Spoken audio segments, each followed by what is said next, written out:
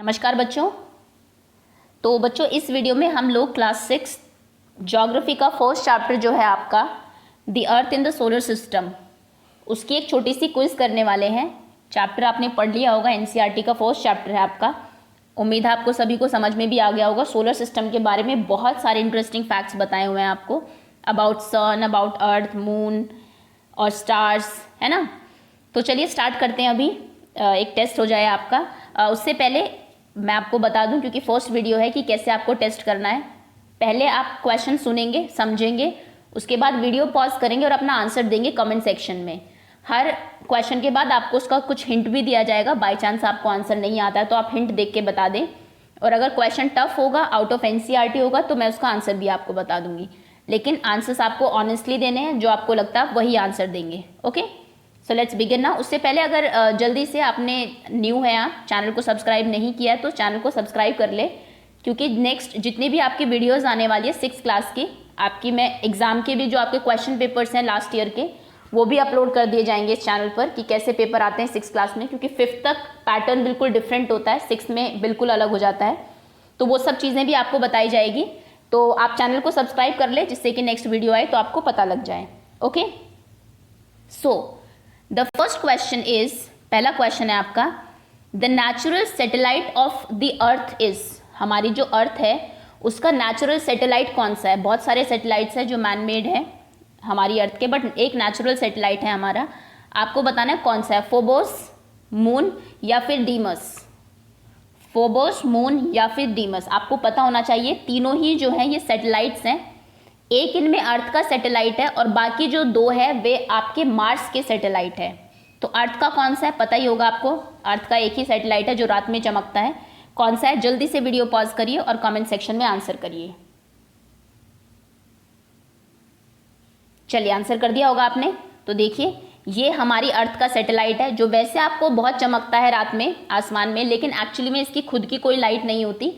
ये sun rays से चमकता है ना, सूरज की रोशनी से ये हमें चमकता हुआ दिखाई देता है। ओके, तो इसका नाम जो भी है आप ABC में से बता दिया होगा आपने, आपकी एनसीईआरटी में आपको दिया हुआ है।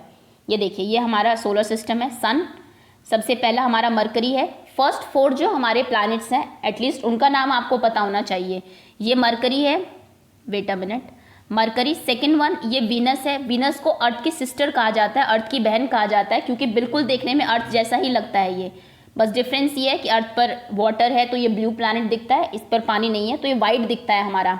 वाइट सन रेज की वजह से सन के इसमें कई बार लाल भी दिखता है। ओके, सो थर्ड अर्थ है एंड फोर्थ मार्स है।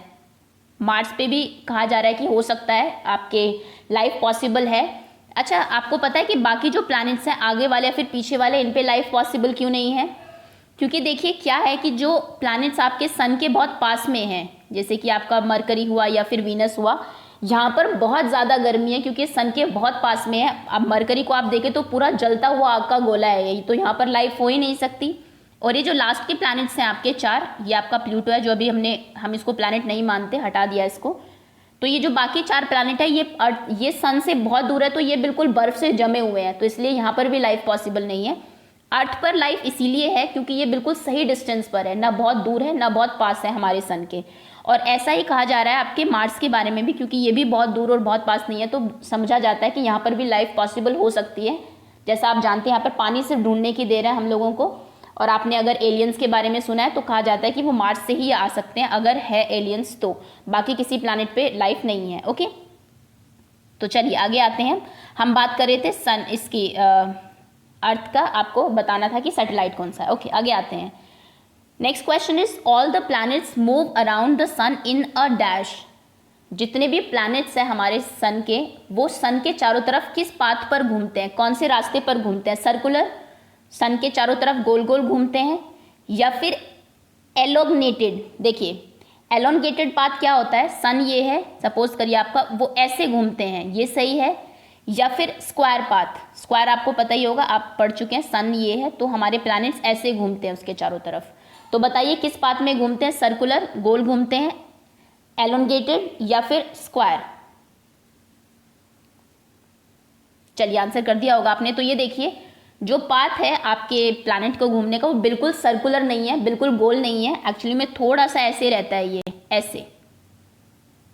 बिल्कुल ऐसा नहीं है कि बिल्कुल चक्कर ही लगाते हैं, और आपको पता होना चाहिए। चलिए एक इंटरेस्टिंग फैक्ट आपको बता दूं, ये आपका सन है, सपोज करिए अर्थ ऐसे घूम रही है आपकी इस तरीके से, तो आपको पता है जब अर्थ यहाँ पर और यहाँ पर होती है, यानी कि सन के बहुत पास में होती है, तब आपकी गर्मी का मौसम होता है, क्योंकि उस टाइम ये थोड़ा डिस्टेंस कम होती है।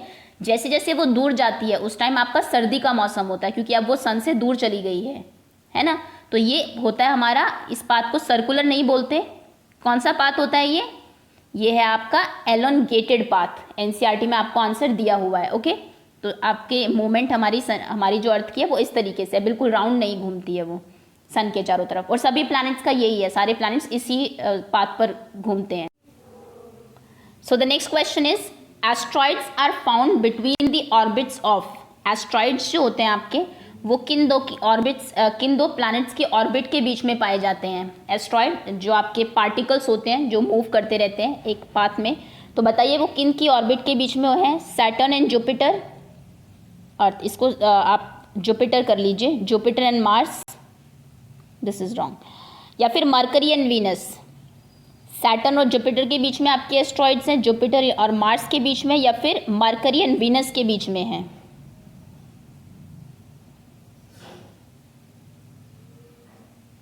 ओके, चलिए तो देखिए, अगर आपने इसको बहुत ध्यान से देखा है, इसमें एक्चुअली कंप्लीट दिखाया नहीं हुआ, ये देखिए ये आपका मार्स है, पहले 4 प्लैनेट बहुत पास में है एक्चुअली, और बीच में ये आपके एस्ट्रॉइड्स हैं जो कांस्टेंट घूमते रहते हैं बीच में। तो ये किन दो के बीच में है, यहाँ पर आपका जुपिटर है और ये मार्स है। तो जुपिटर और मार्स के बीच में आपका क्या है, आपके एस्ट्रॉइड्स मिलते हैं। ओके, ये देखिए ये मार्स है आपका एंड दिस इज जुपिटर, बीच में ये आपकी एस्ट्रॉइड बेल्ट है। ठीक है,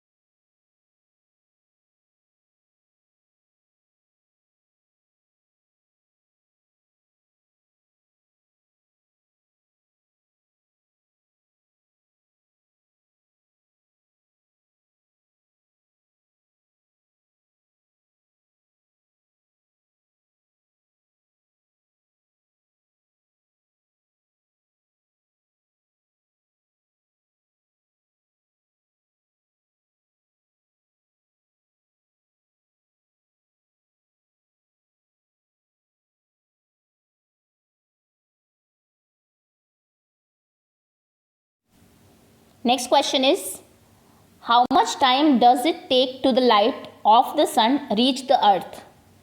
सन की जो लाइट है आपकी, उसको अर्थ तक आने में कितना टाइम लगता है। जैसे आप जानते हैं सन और अर्थ के बीच में कुछ डिस्टेंस है और लाइट की कुछ अपनी स्पीड होती है जिससे लाइट चलती है।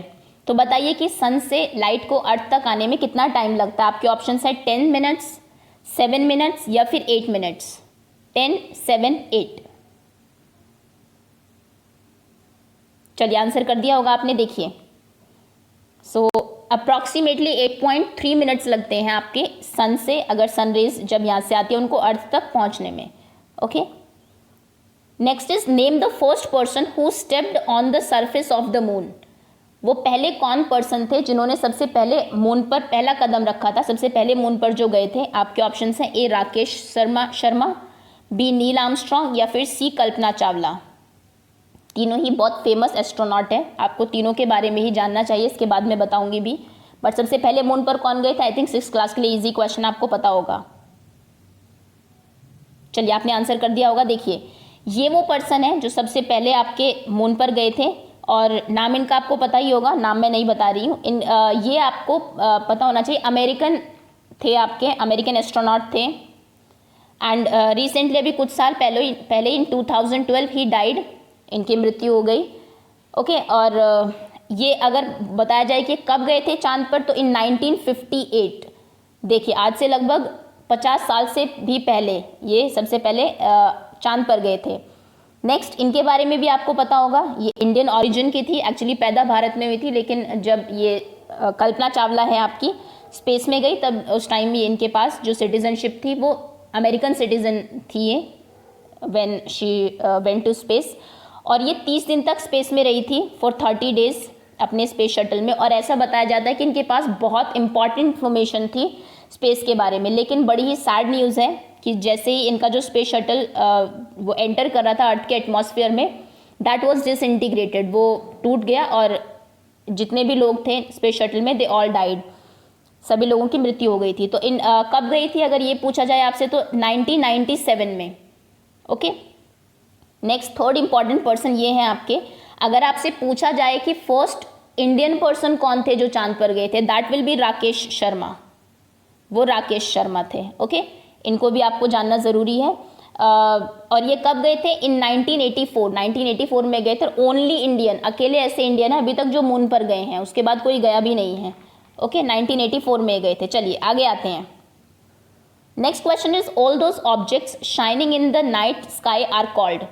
जितने भी ऑब्जेक्ट्स रात को आपको आसमान में चमकते हुए दिखाई देते हैं, आप उनको क्या कहते हैं? आपके ऑप्शन हैं ए सैटेलाइट, बी स्टार्स, या फिर सी सेलेस्टियल बॉडीज। इसमें बच्चों को बड़ा ही कंफ्यूजन रहता है। आपको ये लगता है कि रात को आसमान में जो भी चमकता है आप सभी को तारे बोलते हैं, सभी स्टार्स हैं, but that is not true, ये सच नहीं है। आपको पता होगा कि तारों के अलावा भी बहुत सारी चीज़ें जो आसमान में हमें रात को चमकती हुई दिखाई देती है। एक्चुअली जितने भी आपके सपोज करिए प्लैनेट है मान लीजिए, तो दिन में रात को क्या होता है कि अर्थ के ऊपर तो लाइट होती नहीं, तो आसमान में जब उनके ऊपर सन रेज पड़ती है तो वो हमें शाइन करते हुए दिखाई देते हैं। जैसे मून आपको दिखाई देता है ना, मून की भी खुद की लाइट नहीं है, वो भी सन की लाइट से ही चमकता है। तो बाकी जो आपकी सेलेस्टियल बॉडीज है वो सभी सन की लाइट से चमकती है। तो कहने का मतलब है अगर आप इसका आंसर स्टार्स देने वाले थे तो आपका आंसर रॉन्ग है, खाली स्टार्स नहीं चमकते हैं रात में। तो रात में जो भी चीज़ें चमकती हैं उनको आप क्या कहते हैं बताइए? देखिए ये सभी हमारे सेलेस्टियल बॉडीज हैं। कॉमेट्स भी चमकते हैं, आपने देखा होगा जो टूटता हुआ तारा जिसको आप बोलते हैं, वो एक्चुअली में तारा नहीं टूटता है, वो कॉमेट होता है आपका, है ना, बहुत तेज जो जा रहा होता है और वो बर्न हो जाता है due to friction.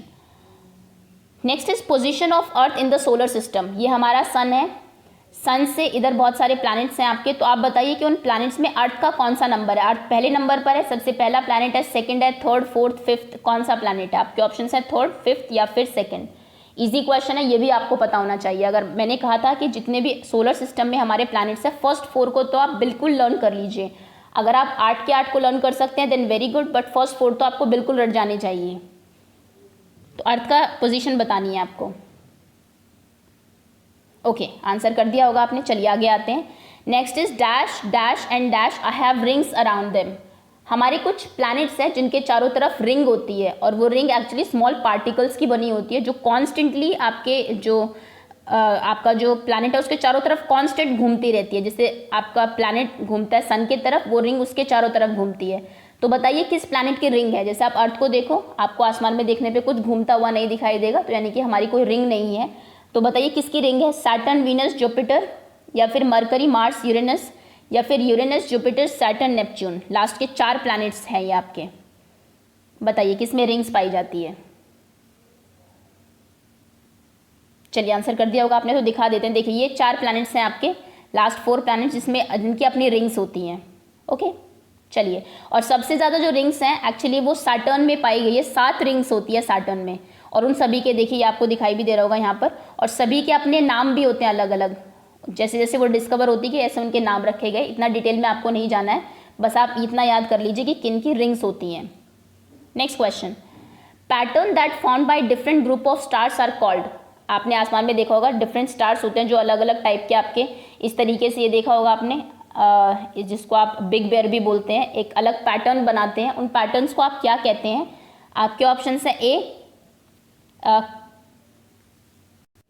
Constellations, B celestial bodies, या फिर सी स्टार ग्रुप।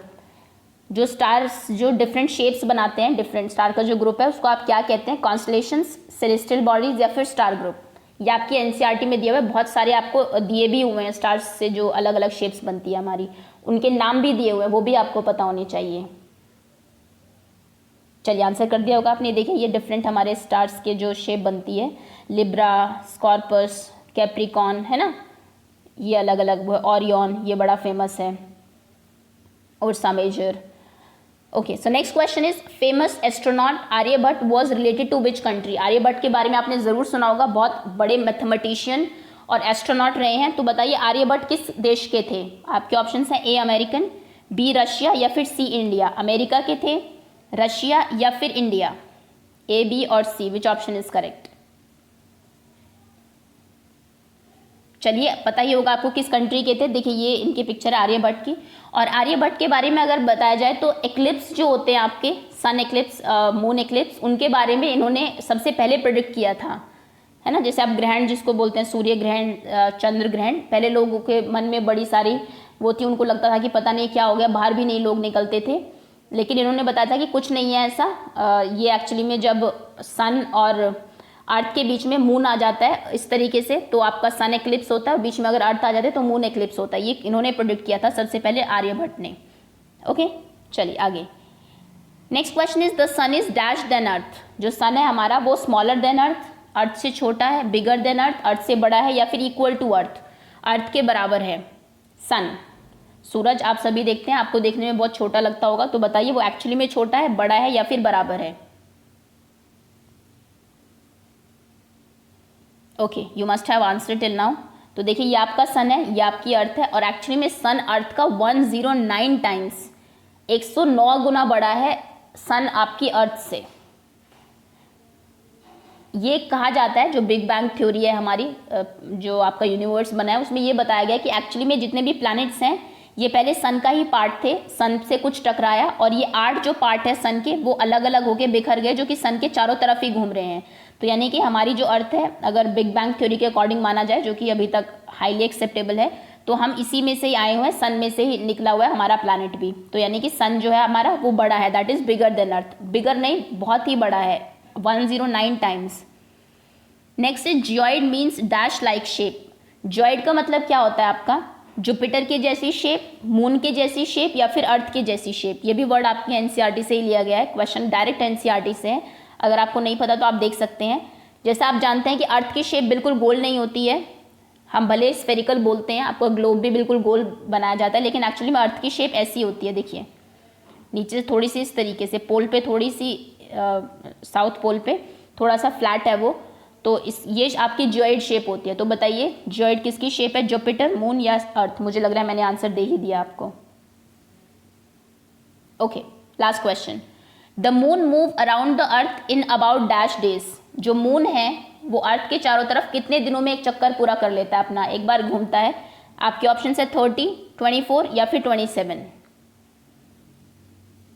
एनसीईआरटी में दिया, पढ़ लीजिए। जैसे अगर मैं कहूँ अर्थ जो है वो मून के चारों तरफ 365 एंड 1/4 डेज, 365 दिनों में घूमती है, इसलिए 365 दिनों का एक साल होता है।